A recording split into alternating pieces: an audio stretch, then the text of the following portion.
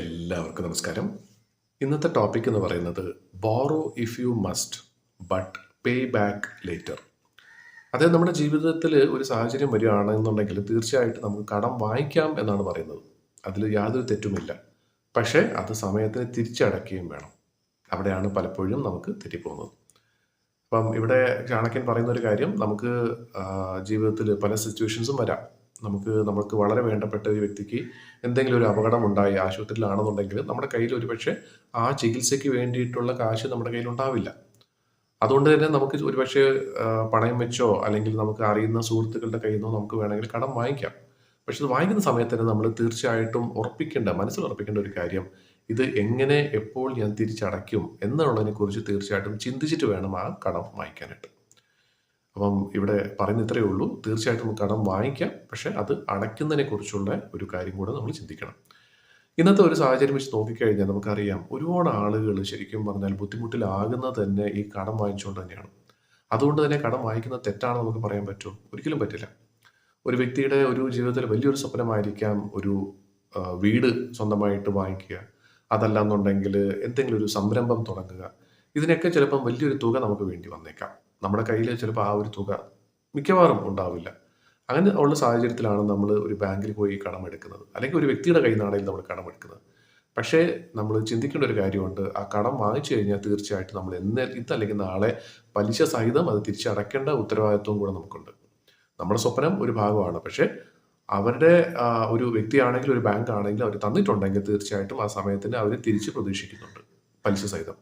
അപ്പം അത് എങ്ങനെ അടയ്ക്കും, എപ്പോൾ അടയ്ക്കും എന്നുള്ളതിനെക്കുറിച്ച് വ്യക്തമായിട്ട് നമ്മളത് ചിന്തിക്കണം. വാങ്ങിക്കുന്ന സമയത്ത് ഒരുപക്ഷെ നമ്മൾ ചിന്തിക്കുന്നുണ്ടാവില്ല. എന്നാലും അത് വാങ്ങിച്ച് നമ്മുടെ ഒരു കാര്യം തുടങ്ങിക്കഴിഞ്ഞാൽ അല്ലെങ്കിൽ അത് കഴിഞ്ഞാൽ നമ്മൾ തീർച്ചയായിട്ടും അതിനെക്കുറിച്ച് ചിന്തിക്കണം. എങ്ങനെ എപ്പോൾ കൊടുക്കും എന്നുള്ളതിനെക്കുറിച്ച്. അപ്പം ഇവിടെ ചാണക്യൻ പറയുന്ന ഒരു കാര്യം, ഡെറ്റ് അല്ലെങ്കിൽ കടം എന്ന് പറയുന്നത് രണ്ട് രീതിയിലുണ്ട്. ഒന്ന് ഗുഡ് ഡെറ്റ്, മറ്റൊന്ന് ബാഡ് ഡെറ്റ്. ഗുഡ് ഡെറ്റ് എന്ന് പറയുന്നത് വേറൊന്നുമല്ല, നമ്മൾ നല്ലൊരു കാര്യത്തിന് നല്ലൊരു പർപ്പസിന് വേണ്ടി നമ്മൾ വാങ്ങിക്കുന്ന കടവുമാണ്. അതേപോലെ തന്നെ തിരിച്ച് സമയത്തിന് കൊടുക്കുന്ന കടവുമാണ്. ബാഡ് ഡെറ്റ് എന്ന് പറഞ്ഞാൽ അനാവശ്യമായിട്ടുള്ള കാര്യത്തിന് നമ്മൾ കടം വാങ്ങിക്കുകയും പിന്നെ അതേപോലെ നമ്മൾ തിരിച്ച് കൊടുക്കാതിരിക്കുന്നതാണ് ബാഡ് ഡെറ്റ് എന്ന് പറയുന്നത്. ഇത് നമ്മളെല്ലാവരും ഓർത്ത് വയ്ക്കേണ്ട ഒരു വളരെ പ്രധാനപ്പെട്ട ഒരു കാര്യമുണ്ട്.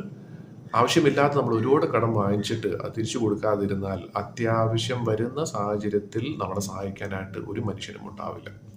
ആ സമയത്ത് പിന്നെ നമ്മൾ നമ്മുടെ സുഹൃത്തുക്കളെയോ അല്ലെങ്കിൽ ബന്ധുക്കളെയോ കുടുംബക്കാരെയോ കുറ്റം പറഞ്ഞിട്ട് യാതൊരു കാര്യവും ഉണ്ടാവില്ല. കാരണം ഞാനിത് എടുത്തു പറയാനുള്ളൊരു കാരണം എന്ന് വെച്ചാൽ സ്ഥിരമായിട്ട് കേൾക്കാറുള്ളൊരു കാര്യമാണ്. വളരെ കോമൺ ആയിട്ട് കേൾക്കാറുള്ളൊരു കാര്യമാണ്.